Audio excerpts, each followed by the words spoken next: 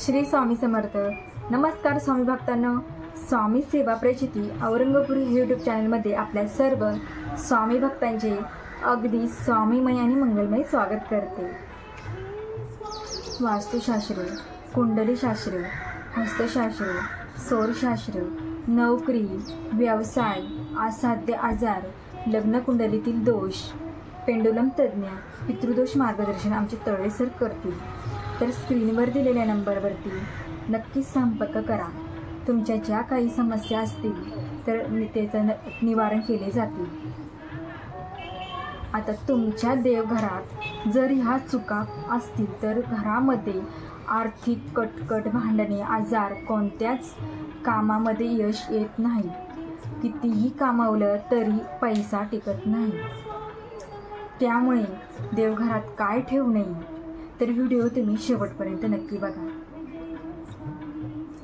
पहिला, देवपूजेतील देव एकमेकांस पाहत आहेत असे ठेवू नये। देवघरात धन, पैसे दडवून ठेवू नये। देवाऱ्यात कमीत कमी देवमूर्ती, आगर, तसबिरी असाव्यात। दुसरं, एकाच देवाच्या 2 आगर जास्त मूर्ती असू नये, त्यामुळे त्यापैकी एकही कार्य करत नाही। त्याच देवतेची मूर्ती आणि फोटो चालेल, देवी निरनिराळ्या 2 असल्या तरी चालतील, त्यापैकी जास्त नको। तिसरं, दत्तक गेलेल्या घराण्याचे, अगर बुडीत घराण्याचे देवघरात पूजू नये। ते सर्व विधिवत विसर्जन करून नवीन देव करावेत। सोन्याचे देव असेल तरी विसर्जन करावेत, नाहीतर पूजकांची वंशबुडी होईल, अनेक संकटांनी त्रास होईल। देवाऱ्यात भगवान शंकरांची मूर्ती, अगर फोटो पूजू नये। घराचे वातावरण स्मशानावत होईल, कारण भगवान शंकराचे सगुण रूप स्मशानातच तांडव नृत्य स्वरूपात मानले जाते। आता संसारी माणसाने मारुतीची देवघरात पूजा करू नये। कुटुंबांचा वंश खंडित होण्याची शक्यता राहते। घरात 6 फुटाच्या वर दक्षिणाभिमुख मारुतीचा फोटो लावता येईल। देवघरात शनीची पूजा करू नये। सर्व जीवन संकटमय, अतिउदास राहते। देवघरात मुंजा पूजू नये। बाकीचे देव काम करत नाहीत, शिवाय मुंजास सद्गतीपासून बंधनात अडकविल्यामुळे पूजा करूनही त्याचे फक्त शापच मिळतात। देवघरात गायत्री मातेची पूजा करू नये, कारण गायत्री मातेचे स्वरूप परकोटीचे पवित्र आहे। शिव पाळणे अति कडक असते। विठ्ठलाची स्त्रीची छाया देखील त्यावर पडलेली चालत नाही। देवघरात काळभैरवची पूजा देखील निषिद्ध मानली आहे। तो यम असून अति उग्र व कडक आहे।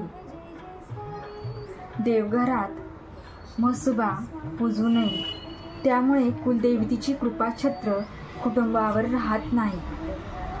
कुटुंब नित्य अनेक संकटाने पीडित राहते। तसेच देवघरात पितरांच्या चिन्हांची पूजा करू नये। इतर हिंदू देवतांची कृपा लाभत नाही।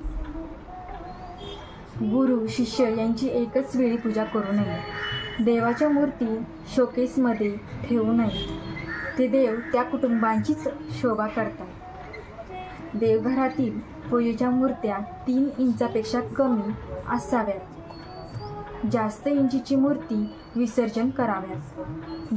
देवाऱ्यातील देवांना माशी लागलेली असू नये। देवभग्न छिद्र पडलेले आसन, आयुधे हलत असतील, चीर गेलेली, विद्रुप झालेली, पाण्यात टाकल्यावर बुडबुडे येणारे नसावेत।